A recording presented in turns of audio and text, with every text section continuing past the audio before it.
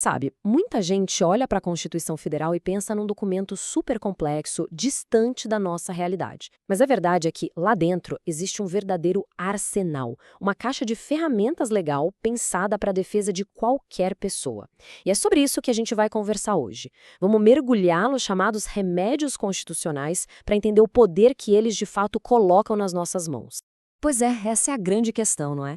O que fazer quando o próprio Estado, que tem o dever de nos proteger, comete uma ilegalidade ou abusa do poder e passa por cima de um direito fundamental? Bom, a resposta é que a gente não fica de mãos atadas.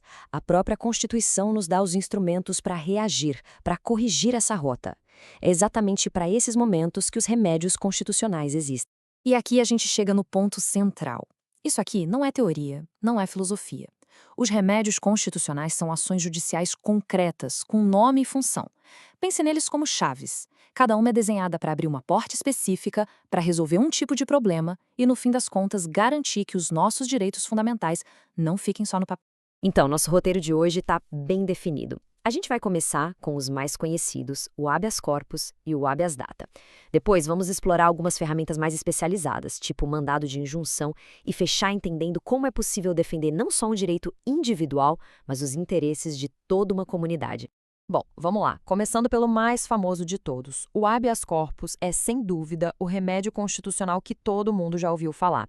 E o foco dele é um dos nossos direitos mais preciosos, a nossa liberdade de ir, vir e ficar. A nossa liberdade de locomoção. Olha só a força que vem direto do texto constitucional. E a redação é muito inteligente, percebe? Ele não serve só para quando alguém já foi preso ilegalmente. Ele também protege quem está ameaçado de sofrer essa violência. Ou seja, a proteção é dupla, tanto para remediar uma violação que já aconteceu, quanto para prevenir uma que está prestes a acontecer. E essa dualidade se manifesta nessas duas formas. O habeas corpus preventivo funciona como um escudo. Ele é usado antes da violação, para impedir que uma prisão ilegal aconteça. É o que a gente conhece como salvo-conduto. Já o liberatório, ou repressivo, é como a chave que abre a cela. Ele é usado depois que a liberdade já foi tirada para soltar quem foi preso de forma ilegal ou arbitrária. E talvez o ponto mais incrível do habeas corpus seja este: a simplicidade e o acesso. A Constituição o tornou tão democrático que qualquer pessoa pode entrar com pedido. Não precisa de advogado, não precisa de formalidade, pode ser escrito até num guardanapo e é totalmente gratuito. É uma ferramenta de emergência, desenhada para ser rápida e acessível para proteger o direito à liberdade. Certo, mas quem é que julga esse pedido? A regra é bem simples: a hierarquia. O pedido de habeas corpus é sempre julgado por uma instância judicial superior àquela que deu a ordem de prisão ou que ameaçou a liberdade. Por exemplo, se a ordem partiu de um juiz federal de primeira instância, quem vai julgar o habeas corpus é o Tribunal Regional Federal daquela região, que está, hierarquicamente, acima dele. Agora vamos para um outro direito fundamental, que se tornou cada vez mais importante na era digital: o direito de ter acesso e controle sobre as nossas próprias informações.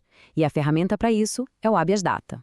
O objetivo do habeas data é basicamente duplo. Primeiro, ele serve para que uma pessoa possa conhecer todas as informações a seu respeito que constam em registros ou bancos de dados do governo. E segundo, ele permite a retificação, ou seja, a correção desses dados caso eles estejam errados. É interessante lembrar que ele tem uma origem histórica forte, nascido no período da redemocratização, como uma forma de as pessoas puderem acessar os arquivos que o antigo SNI, o Serviço de Inteligência do Regime Militar, mantinha sobre elas. Mas atenção! Aqui tem uma regra de ouro. Não dá para simplesmente entrar na justiça com o habeas data. Antes, é obrigatório tentar resolver a questão administrativamente. A pessoa precisa fazer um pedido formal ao órgão que tem os dados. A lógica por trás disso é dar ao próprio órgão a chance de fornecer as informações ou corrigir o erro sem precisar de uma ação judicial. Só se o órgão negar o pedido ou não responder no prazo é que o caminho para o judiciário se abre. Essa é a chamada recusa prévia. Comparando com o habeas corpus, a gente vê algumas diferenças importantes. O habeas data também é gratuito, o que é ótimo, mas, diferente do habeas corpus, aqui é obrigatória a presença de um advogado. E outro ponto fundamental é que a ação é personalíssima, ou seja, em regra, só se pode pedir informações sobre si mesmo, não sobre terceiro. Ok, a gente já viu uma ferramenta para proteger a liberdade de locomoção e outra para o acesso à informação. Mas e todos os outros direitos? Quando uma ilegalidade do Estado afeta um direito que não é nenhum desses dois, o que se faz? Bom, é muito provável que a resposta seja mandado de segurança. Ele é o grande remédio residual e uma ferramenta extremamente versátil. A chave para entender o mandado de segurança está nessa expressão, direito líquido e certo. O que isso quer dizer? Pense que o direito precisa ser óbvio, cristalino. É algo que se pode provar de imediato, com documentos, sem a necessidade de uma longa investigação ou de ouvir testemunhas. O mandado de segurança não serve para discutir se o direito existe, mas sim para garantir que um direito já existente e comprovado seja respeitado na prática. E assim como o habeas corpus, ele também tem aquela dupla função. Pode ser preventivo, para evitar que o direito seja violado, ou repressivo, para consertar a violação que já aconteceu. Outro ponto muito importante é que ele pode ser tanto individual, para proteger o direito de uma única pessoa ou empresa, quanto coletivo, sendo uma arma poderosa para sindicatos e associações defenderem os direitos de toda uma categoria. Agora, um detalhe crucial sobre o mandado de segurança: o prazo. Existe um tempo limite para entrar com a ação. São 120 dias, contados a partir do momento em que a pessoa teve o conhecimento do ato ilegal. Se esse prazo passar, essa ferramenta específica, o mandado de segurança, não pode mais ser usada para aquele caso. É como um prazo de validade. Perdeu, a porta se fecha. Até agora, a gente falou de casos em que o Estado fez algo ilegal. Mas e quando o problema é justamente o que o Estado não fez? É para isso que existe o mandado de injunção. Ele é a ferramenta para combater a inércia, a omissão do poder público, especialmente quando a falta de uma lei impede que um direito garantido pela Constituição seja exercido. A história desse instrumento é fascinante. No começo, o judiciário só dizia: olha, Congresso, falta uma lei aqui. Mas isso não resolvia o problema de quem precisava exercer o direito. O grande ponto de virada foi em 2007. A partir daí, o STF mudou de postura e começou a criar ele mesmo uma solução provisória para o caso, para que o direito pudesse ser exercido até que o Congresso finalmente criasse a lei definitiva. O exemplo clássico disso é o direito de greve dos servidores públicos. A Constituição prevê esse direito, mas durante décadas não existia uma lei para regulamentá-lo. Foi através de mandados de injunção que o STF decidiu que, enquanto a lei não viesse, os servidores poderiam exercer seu direito de greve seguindo as regras aplicadas ao setor privado. Isso mostra o poder que a ferramenta tem de tornar um direito real. Essa pergunta é a ponte para nossa última categoria, porque a Constituição entende que existem direitos que não são só de uma pessoa, mas de todo mundo.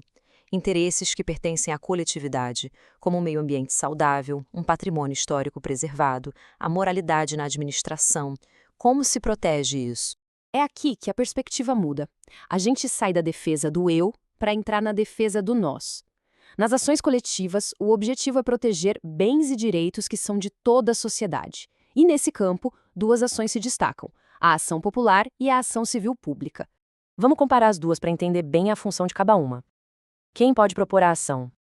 A ação popular é um instrumento do cidadão. Qualquer pessoa que seja eleitora pode usar. Já a ação civil pública é para instituições como o Ministério Público, a Defensoria, associações. O que elas protegem? A ação popular tem um foco bem específico em anular atos que lesam o patrimônio público.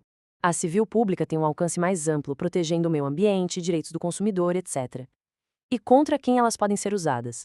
A popular é contra o poder público.